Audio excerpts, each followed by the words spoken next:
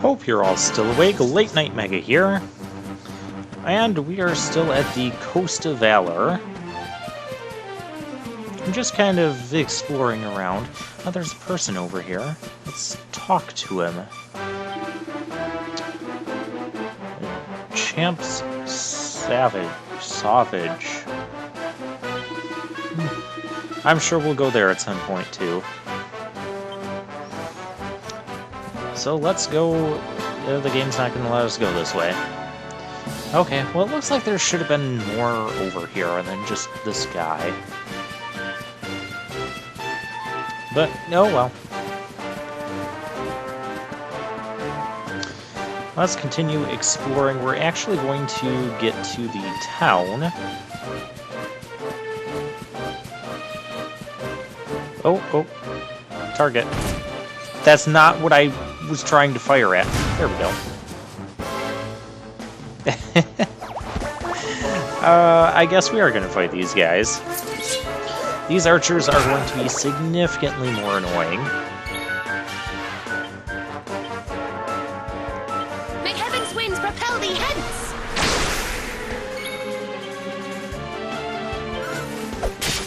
These are Bodkin Firekin because they shoot flaming arrows out of nowhere.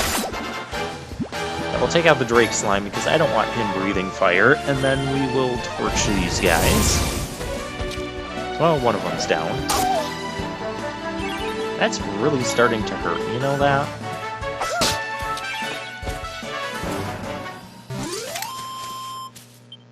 Told you I was tough. Okay, well there, we showed off another new enemy. And Veronica's gaining a level. So good for her.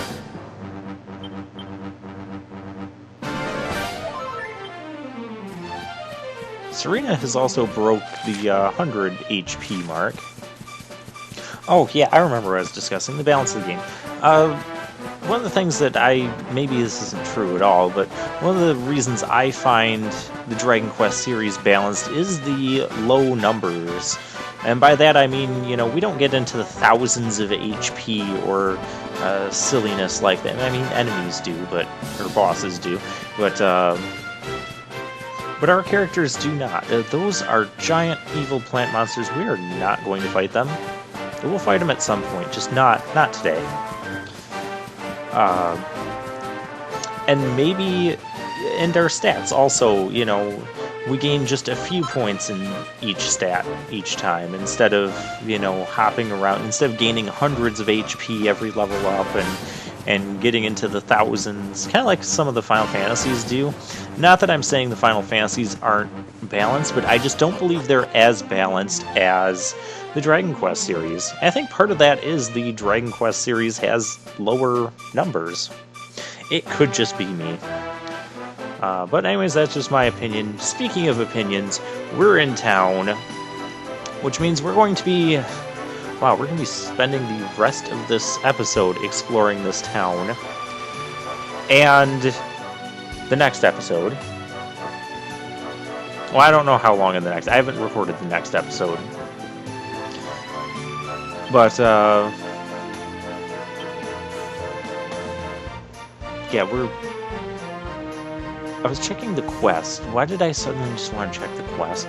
Oh, because this is where we need to yeah, I don't know what this stuff is. Puerto Valor. Puerto Valor, this is the place where, what's-her-name wanted us to deliver that letter to. So we can do that while we're here. Yeah. Because I thought it was this place that she said, yeah, this is where she wanted us to deliver that. So now we have to find this Valentino. Hey, are you Valentino? Okay, well, that's okay. We love the way we look. And this guy tells us, you know, if you get all of certain pieces of equipment, you can change your look. So, and he gives us a recipe book. All things nice. Talk to a random NPC and get a recipe book, and we get pretty panties and dainty. You're weird. But now I know that talking to NPCs might get us, like, recipe books. I'm not going to go back through and talk to every NPC ever and see which ones I missed and see if any of them give us. But that does mean I'm going to talk to more NPCs here than I normally would.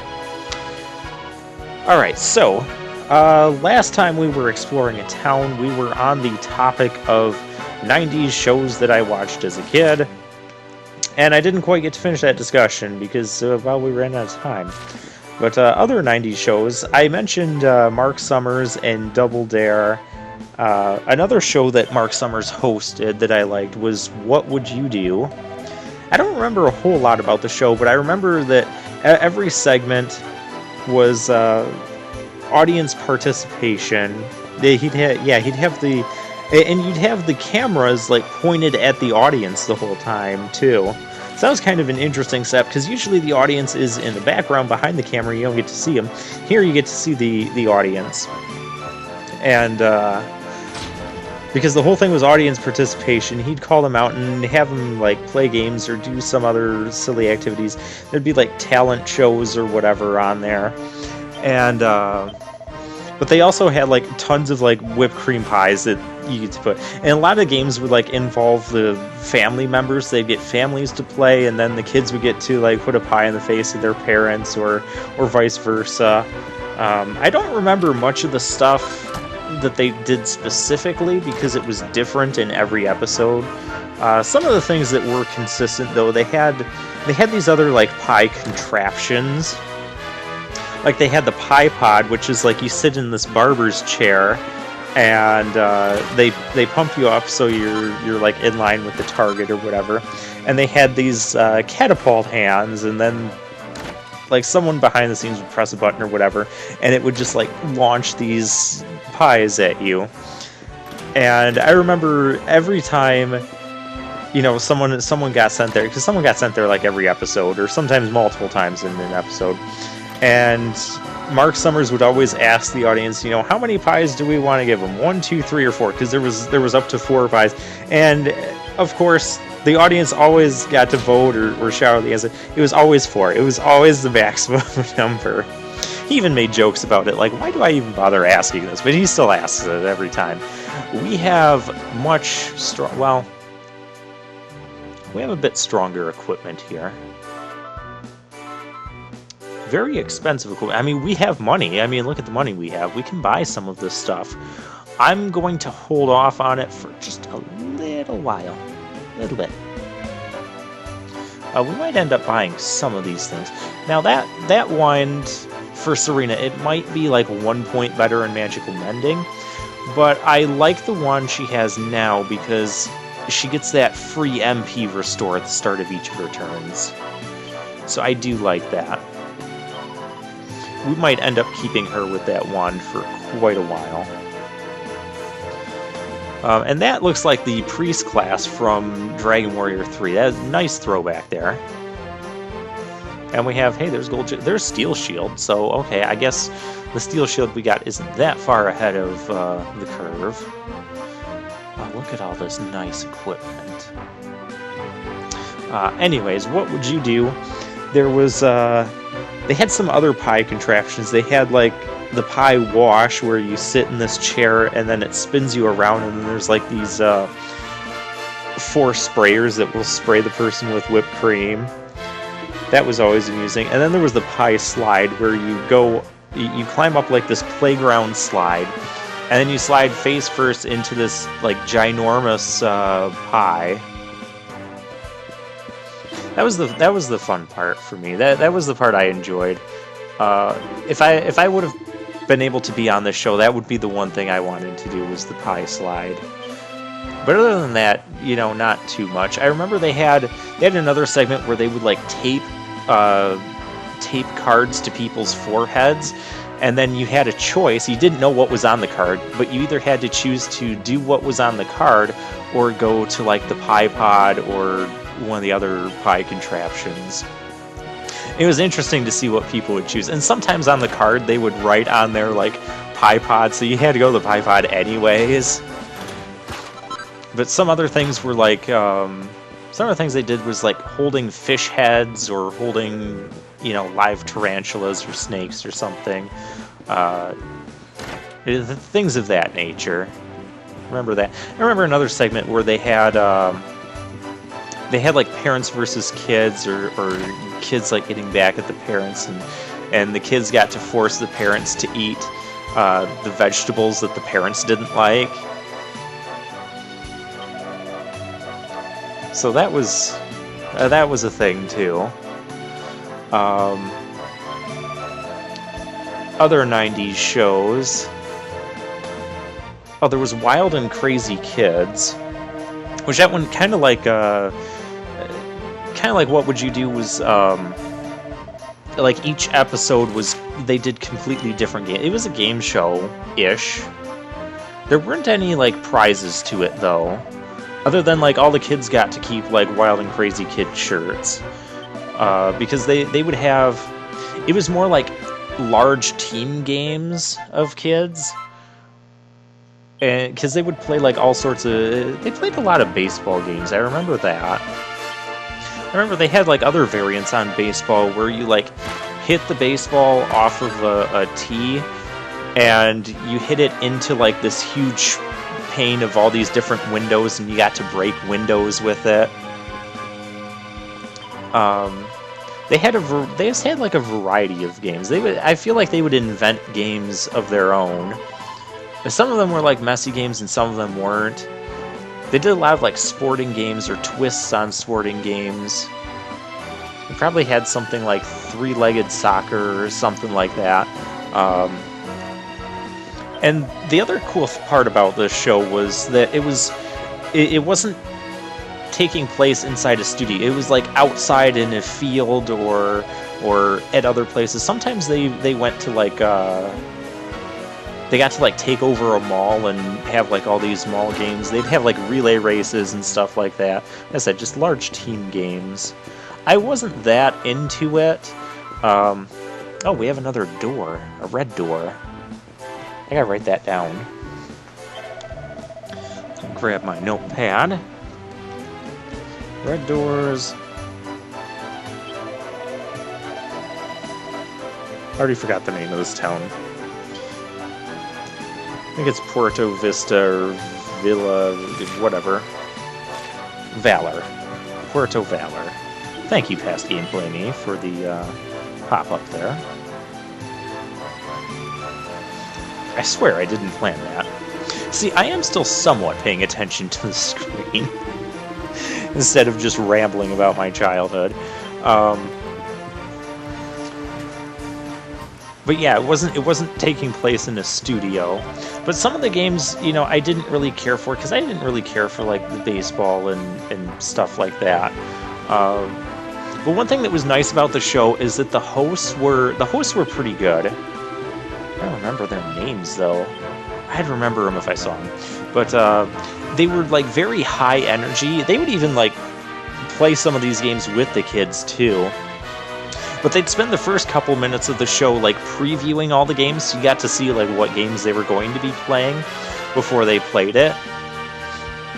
I feel like even if it was a lame game, that the host still like just pumped it up, and they're like, "Oh yeah, this is gonna be so exciting! This is gonna be good." And that's what you need in a game show host, at least for a kids game show host.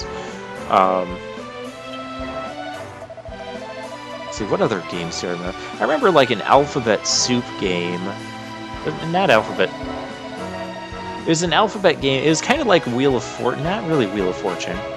Basically, they had a puzzle on board. Yeah, kind of like Wheel of Fortune. And they had to find like these Frisbees that had letters on them. But the Frisbees were hidden in like this pool of either mud or chocolate pudding or something. I don't think it was mud. Maybe it was chocolate pudding. I don't know. One of those two things. And so it was like a relay race again. So they'd have like these teams of, I don't know, 6, 8 kids, whatever. And there was like 2 or 3 teams. There's always like multiple teams, 2 to 3 teams. And they would like take turns running and finding, a Frisbee in the thing. And they'd have to wipe it off like with their hands or on their shirt or something. And then they would see the letter, and then they would, talk to of the hosts or something, and they'd tell them where to put the letter on the board, and then they had to like get all the letters for whatever word or words that they needed to find. So that was a game I remember they did. I don't remember much else about it though. It was kind of one of those shows that I would watch because it was on before one of the shows that I really wanted to watch, like Legends of the Hidden Temple. And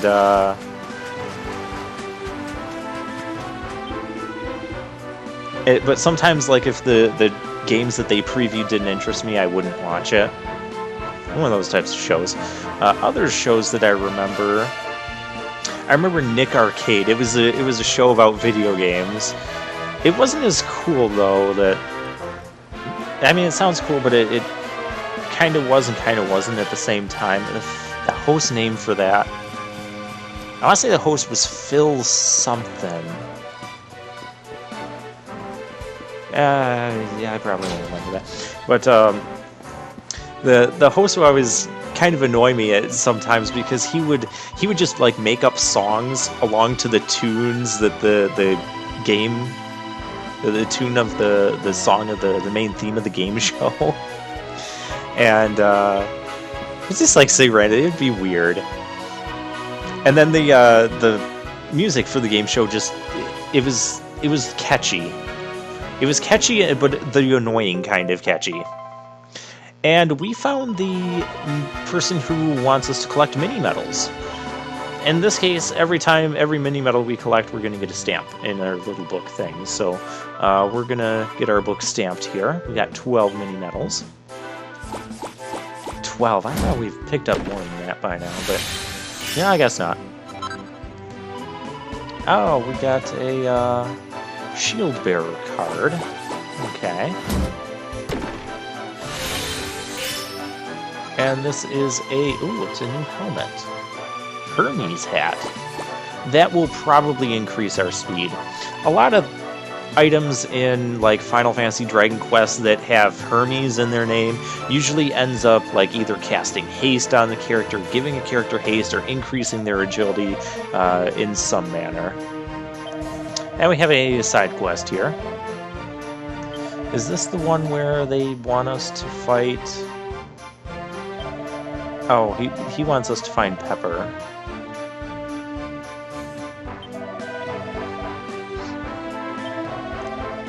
I should read what this is, because I'm going to have to do this again soon. Oh, criminals on the sea. Oh yeah, pirates. We have to go deal with pirates. Oh, and I think he says that they're on that small island where we've been. See, I told you we would be going back to that island. We're going to go back to that island too. I'm going to make a note of that, to do that next time I play. Because, well, fun fact, I don't have any gameplay recorded past this part, other than, well, I'll have a bonus episode that will be up today as well, so, I think someone said it already, there's a casino in this town. So yeah, I'll have a casino guide. It'll be about a 12-minute episode, and I'll go over the details of that when we get there. Anyways, back to 90s shows. Oh yeah, Nick Arcade. So they'd have these kids on the show, and it wasn't a messy game show or anything. It was, they had to like lead this video game character across this board, and they had to like avoid certain spots. You never knew what you were going to get into. You could get into like a trivia game, or you have to like go play a video game, which would be, they'd have like 6 or 8 video games on a wall, and you had to, there was always a certain challenge you had to meet, which would be like get 1,000 points in level 1 within 30 seconds or whatever. And then the winning team, it was teams of 2, there were only 2 teams, and then the winning team ended up going and playing like a real-life video game. Oh, there's a mini medal. Well, it's not going to get us anything, so I'm not going to bother turning it in yet. And, so they'd end up, there'd be like 3 stages, and they had to like either collect 3 or 5 whatever's on the screen while avoiding getting hit, and they had like so much health, and if they got a game over, they had to like go up and like re-hit the start button, and then and then there was always like there was a boss in the third and final round of that, and they would there was like a wizard one, there was like this warrior one, there's the third one, there was like a female, was it like a female archer or something? I don't know, they all pretty much acted the same, like throwing projectiles at them, and they have to like duck or jump over them, and I remember the hit detection was always kind of odd. Here we're at the casino. I should start talking about that soon, but basically what we're going to do, I'm going to show off the casino. My intent was, I'm going to show off a little bit of the casino. I'm going to buy, I think I buy like 15 tokens. Tokens cost, each token costs 20 gold. And I was just going to like show off the games, and then that be it, and not do anything. Here's the prizes you can get. There's always some pretty nice prizes in the casino. My experience with the casinos, at least in the Dragon Quest series, I don't like the casinos. I don't like them in most any RPG or any game or any video game. I just find that you don't have good chances of winning, and you don't. It takes way too much time to even try to win.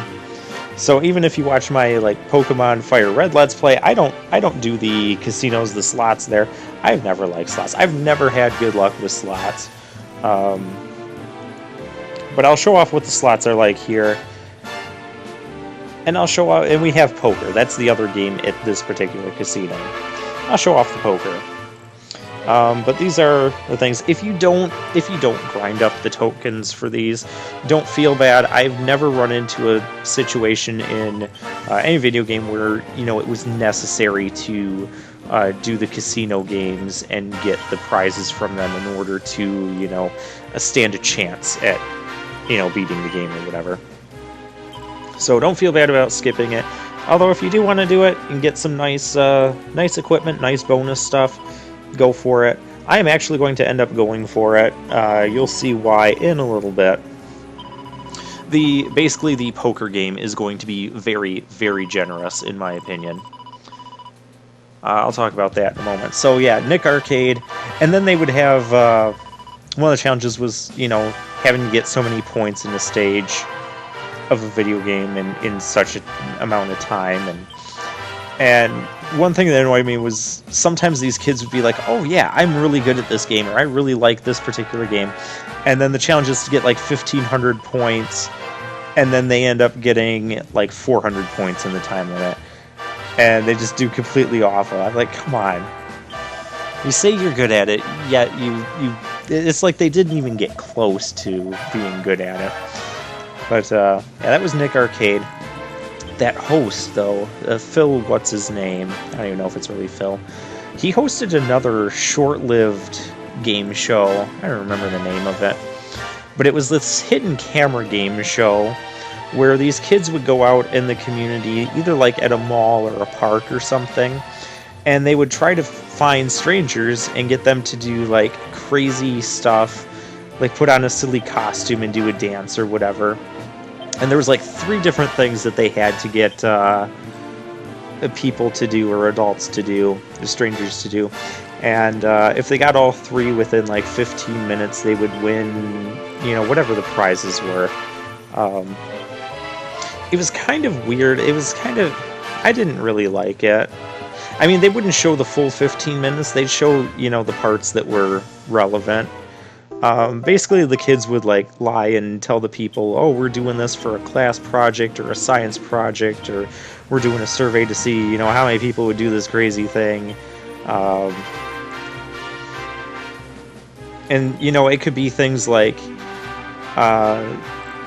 this one episode they were at the mall and they had to get there was a theme behind all of these crazy tasks, and one was like free manicures or something. So these 2 girls, they announced like free manicures, and then some people come over and they're like, okay, so you want to like put your hands into this birthday cake and because it's good for your fingernails or whatever, and it's this new trend, and they try to get people to do this. And then back in the studio, there was a studio audience where the host was, and they would have like kids and parents, you know, come in from out of the crowd, out of like the 3 sections of the crowd, and then they would have to pick or guess like how many tasks that these kids would be able to get the strangers to do, whether it be 1, 2, or all 3. I don't think there was ever like really a prize for it or anything. It's just kind of a thing. Like I said, that's probably why it was a short-lived game show. It was pretty lame in my opinion.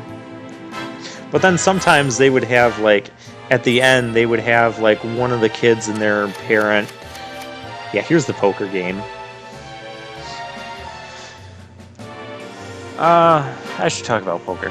They have the kids and the parent like do one of the tasks that wasn't, which might be like, I remember one was like hold a target and have someone chuck water balloons at you. But we have a Joker.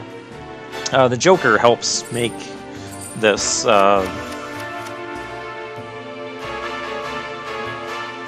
this thing. But as you can see, you know, you can see the prize payouts, how many tokens it costs. And if you you know, bet 2 tokens, you know, you would double everything. You know, it would scale appropriately, proportionately. That's what I'm looking for. So you want to get either 2 pair, 3 of a kind. But the problem is if you get, see, here's generous. But now I spent, what, 3 hands getting a straight, which only wins me back 3 tokens. But there's this double or nothing thing. I'm like, well, we might as well play double or nothing. So see what that's all about. And so you have to, it gives you a card, and then you have to get a card that's higher than the one that's there. So that's that. And then there's the slots over here. There's these Slime Quest slots, and then there's like regular slots too. It's not really regular, but because this is Dragon Quest. But what ends up happening is I end up playing the poker. The double or nothing thing on the poker is what makes this worthwhile. You see, it's all about like profit over time. You know, how long does it take you to make a profit? Not just make back what you put in to that hand, but actually doubling and making progress. And with the double or nothing, it gets very good. And I'm going to show a bonus episode of how I went from this 15 tokens, because I never bought any more tokens beyond the 15. Yeah, this is not cutting it for me. But I never bought any tokens beyond the 15. Look at all this nonsense. I'm trying to like figure out how these slots work. I'm not going to do the slots. But I went from 15 tokens to 173,000 tokens. It only took me a couple hours. Basically, I would play this while I did the casino minigames while I was waiting for my post-commentary videos to process. Because, yeah, I'm waiting for videos to process. I can't record anything else. I'm just like, well, I can play this off-camera. And so, yeah, we'll have a 12-minute bonus episode here. Be on the lookout for that today as well. Just kind of the strategy for the poker game at the casino. Yeah, I think I go all the way down to 3 tokens here. Yeah, I'm done. I'm done with this. I got 3 tokens left. Let's just waste them at the at poker. I must do that off camera because this video is about to end. Yeah, so I'll go over poker details and poker strategy more next time. You can watch that. Yeah, I'm gonna end up getting some stuff here. Do I throw it all in one? No, I go with 2. What does happen here? I thought... So yeah, I'm going to go for the flush, which is 5 of the same... And I got it. I'm like, oh, that's cool. So I could take the 8, which would let me play, you know, an additional 4 times, and that's what I do. And then I bet... Yeah, I still bet 2. And look, there's a straight right away. And then I just like snowball this out of control. So we'll go over this in the bonus episode, and I'll see you then.